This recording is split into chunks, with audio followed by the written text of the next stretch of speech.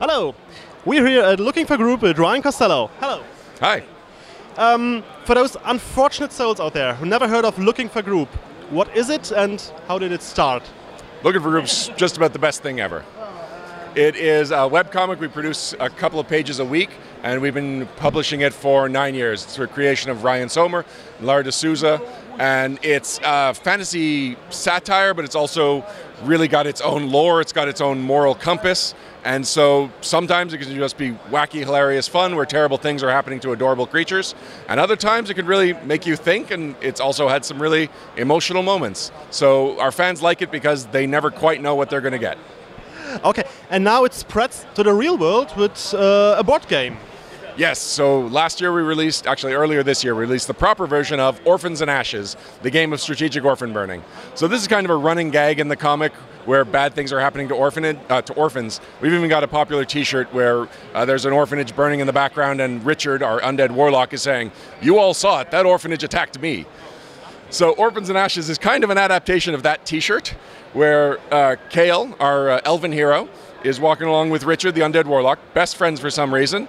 They come across an orphanage. It's on fire. Kale, being the hero, is like, "The innocent souls," and he runs inside to save them. Richard's like, "Don't mind if I do," and he runs inside to help himself.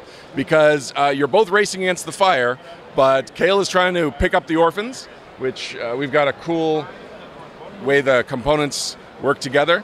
So Kale is picking up the orphans, and as many orphans as you can fit on the Kale miniature is how many he can carry. Meanwhile, Richard is trying to beat the yellow fire by using his magical red fire to siphon the souls before they go to waste, just dying of natural fire causes. Okay, it's a player versus player game. It is a two-player cat and mouse game, we call it, because Richard can't use his powers when Kale is there, because Kale is so good and he'll give him a long speech about how killing people is wrong. And so Kale, because he's always got to run, pick up orphans, then run to one of the exits, he's constantly running back and forth, and Richard is constantly running away from Kale. So the Kale player has to decide, do I keep up with Richard so Richard's not killing these orphans, or do I save them myself and I know that Richard's going to get away with it? Ah, okay, so there seems to be a lot of strategy in it, but also fun. It is, yeah, the theme is fun. There's a lot of dice rolling because it's supposed to be chaotic. It is an orphanage fire. You don't know what's going on around you. But we aren't joking when we say it's a strategic game because you really do have to outthink the other player and outthink your odds. Okay, we're looking for the future. Maybe there's something more coming. I think you have the comics printed out, I saw here.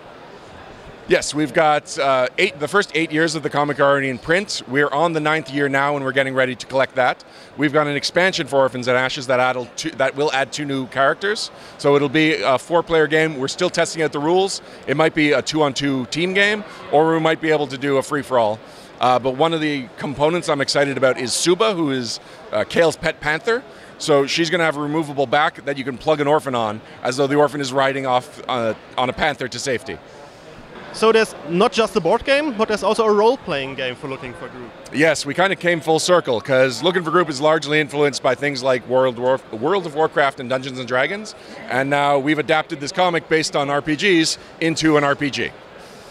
So it's the Looking for Group box set, a red box for obvious reasons, and it's based on the Pathfinder role-playing game, which has the really great Pathfinder compatibility license. It lets us use their rules as long as it's backwards and forwards compatible.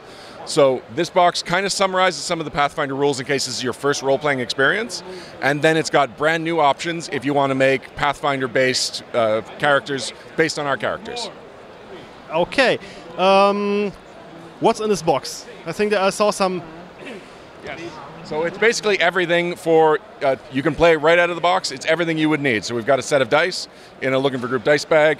We've got 2 rule books. One of them is the rules, which, like I said, summarizes Pathfinder and then introduces a whole bunch of new options and has over 100 pieces of original art.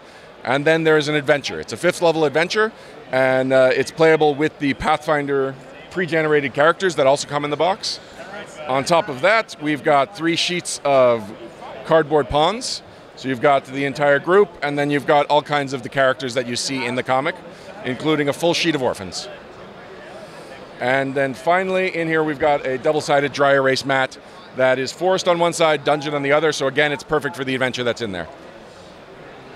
And for those who are not just looking for the cutouts, there are also miniatures? Yes, so if cardboard's not good enough for you, we've released 5 unpainted metal miniatures. We've got Kale, Richard, Benny the healer, and then a couple of bad guys. So Aelun was the first villain that we were introduced to, and he runs the Legion, so we also have the Legion Soldier Army Builder.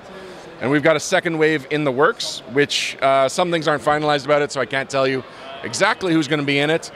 But it's almost guaranteed that Pella, the dwarf, will be one of the characters. And I know that she's got her following. Okay, so that's a big surprise. Yeah. And then if that's not enough, we've got a second pre-generated adventure. It's also 5th level. It's called Dickzilla versus the Mecha Gnome.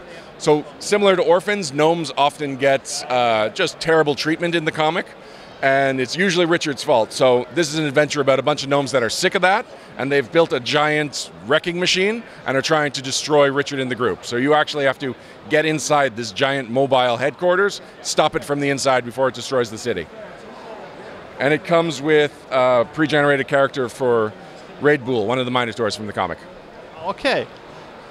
Is this everything in English, or is there a German version available of the board game or the RPG? So the RPG is only going to be in English. The board game, we are looking to translate the rules into German and make them available as a PDF online. Same thing for French. The challenge right now is that the rulebook is written so that for every 2 rules, to every 2 sentences about rules, there's a sentence that's a joke. And the question is, do we translate everything, or do we just make it a strict rules sheet? I would like to translate the jokes, but I don't know German humor, so it would have to be. I would have to really trust the sense of humor of the collaborator who translates it for us. Okay, that sounds a lot of fun. We are looking for it. Maybe next year. Who knows? That's the plan. Okay. So keep an eye on lfg.co, and that's where you'll find the announcement. Thanks very much. Thank you.